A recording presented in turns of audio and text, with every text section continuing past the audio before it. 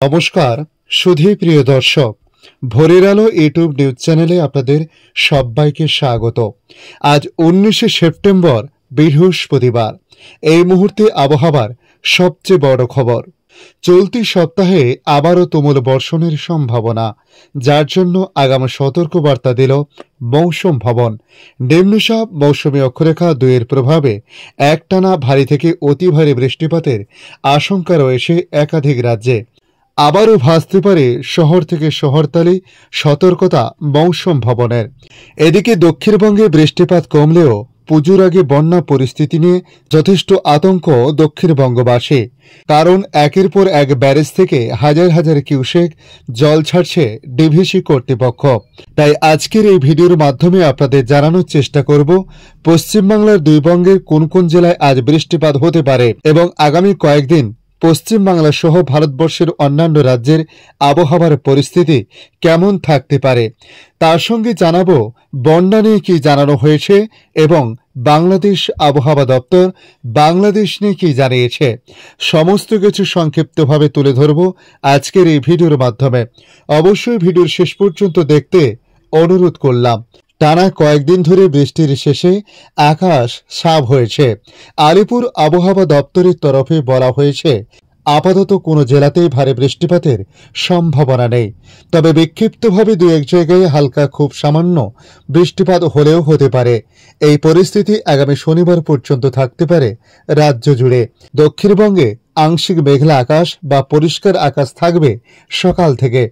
আগামী 48 ঘন্টার তাপমাত্রা ক্রমশ বৃদ্ধি পেতে পারে, কারণ এই মুহূর্তে দক্ষিণবঙ্গে বৃষ্টিপাতের পরিমাণ যথেষ্ট কম থাকছে। স্বাভাবিক বা স্বাভাবিকের আশেপাশে থাকবে দিন ও রাতের তাপমাত্রা। ভারী বৃষ্টির কোনো সম্ভাবনা নেই। আগামী 4 থেকে 5 দিন এই পরিস্থিতি থাকতে পারে। মৌসুমী অক্ষরেখার টানে প্রচুর জলীয় বাষ্প ঢুকছে। নিম্নচাপে ফেলে যাওয়া জলীয় বাষ্প আর্দ্রতাজনিত অস্বস্তির কারণ হতে পারে বলে বলা হয়েছে। উত্তরবঙ্গের ক্ষেত্রেও বলা হয়েছে পার্বত্য এলাকায় বিক্ষিপ্তভাবে খুবই হালকা সামান্য বৃষ্টির সম্ভাবনা। বাকি উত্তরবঙ্গে বৃষ্টির সম্ভাবনা সেভাবে নেই। মূলত পরিষ্কার আকাশ, পার্বত্য এলাকায় আংশিক মেঘলা আকাশের সম্ভাবনা থাকছে। বাতাসে জলীয় বাষ্পের পরিমাণ বেশি থাকায় আর্দ্রতাজনিত অস্বস্তিও থাকবে উত্তরবঙ্গ জুড়ে। তাপমাত্রা ক্রমশ বৃদ্ধি পেতে পারে বলে জানানো হয়েছে। এদিকে চলতি সপ্তাহে আবারও তুমুল বর্ষণের সম্ভাবনার কথা বলা হয়েছে, যার জন্য আগামী সতর্কবার্তা দিল মৌসুম ভবন। নিম্নচাপ মৌসুমী অক্ষরেখা 2-এর প্রভাবে একটানা ভারী থেকে অতি ভারী বৃষ্টিপাতের আশঙ্কা রয়েছে একাধিক রাজ্যে। আবারও ভাসতে পারে বহু শহর বা গ্রাম, ইঙ্গিত আবহাওয়া দপ্তরের। মৌসুম ভবনের সূত্রে জানা গেছে বর্তমানে একটি নিম্নচাপ রয়েছে ছত্তিশগড়ে। উত্তর ছত্তিশগড় এবং উত্তর পূর্ব মধ্যপ্রদেশ এলাকায় অবস্থান করেছে গভীর নিম্নচাপ রূপে। আগামী 12 ঘন্টায় এটি শক্তি হারিয়ে সুস্পষ্ট নিম্নচাপে পরিণত হবে এবং মধ্যপ্রদেশে আরও ভেতরে ঢুকতে পারে। পাশাপাশি হরিয়ানাতে এটি ঘূর্ণাবর্ত রূপে অবস্থান করেছে। এর প্রভাবে ভারী বৃষ্টির সম্ভাবনা রয়েছে। উত্তরাখণ্ড, হরিয়ানা, উত্তরপ্রদেশ, রাজস্থান, মধ্যপ্রদেশ, আন্দামান ও নিকোবর দ্বীপপুঞ্জ, নাগাল্যান্ড, মণিপুর, মিজোরাম এবং ত্রিপুরা রাজ্যে বৃষ্টিপাতের সম্ভাবনা।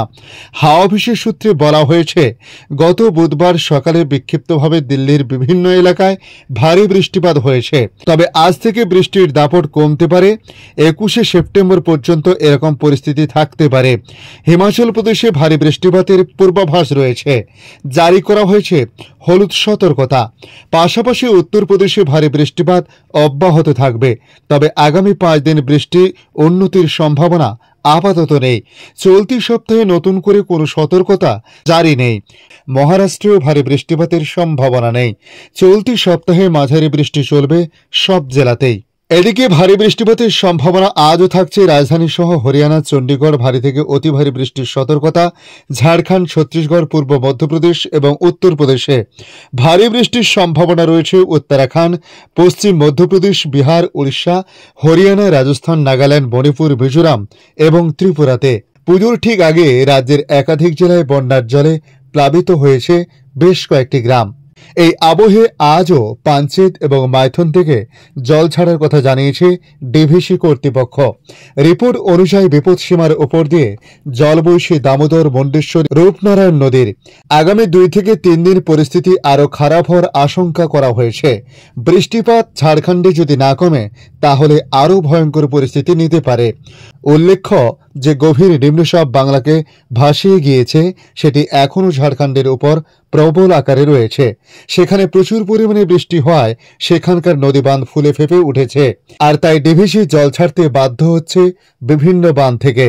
এর জেরে বীরভূম, বাঁকুড়া, বর্ধমান, হাওড়া, হুগলি, 24 পরগনায় অনেকটাই ক্ষতির মুখে পড়তে পারে বলে জানিয়েছে মমতা বন্দ্যোপাধ্যায়। এই আবহে তিনি নিজে ঝাড়খণ্ডের মুখ্যমন্ত্রী হেমন্ত সোরেনের সঙ্গে 3 বার ফোনে কথা বলেছেন বলে জানা গিয়েছে। এদিকে বীরভূমে ইতিমধ্যে বন্যার জেরে মৃত্যু হয়েছে 2 জনের। জানা গিয়েছে আরামবাগে হরিণখোলা ও দার্জিপোতা মুন্ডেশ্বরী নদীর বাঁধ ভেঙে প্লাবিত গ্রামের পর গ্রাম।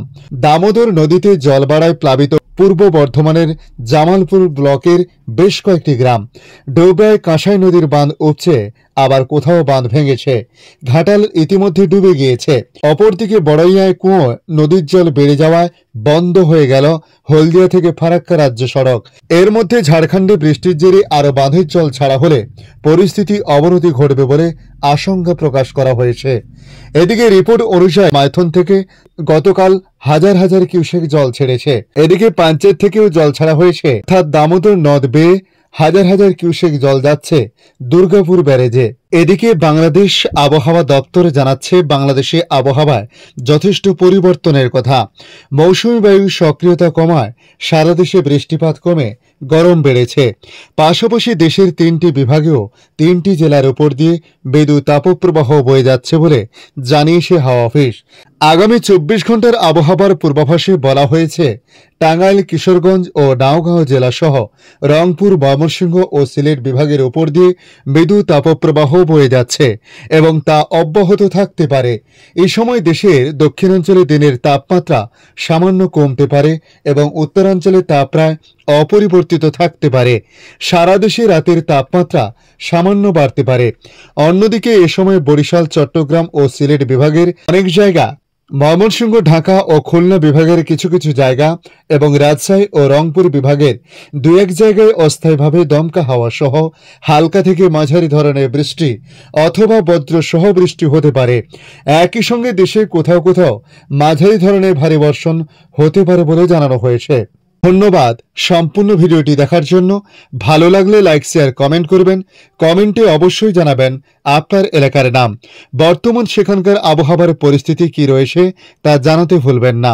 পাশাপাশি নতুন বন্ধুদের কাছে রিকোয়েস্ট করব চ্যানেলটি সাবস্ক্রাইব করে রাখুন, তাহলে পরবর্তী আপডেটগুলি অতি সহজে আপনাদের কাছে পৌঁছে যাবে। ভালো থাকুন, সুস্থ থাকুন। ধন্যবাদ।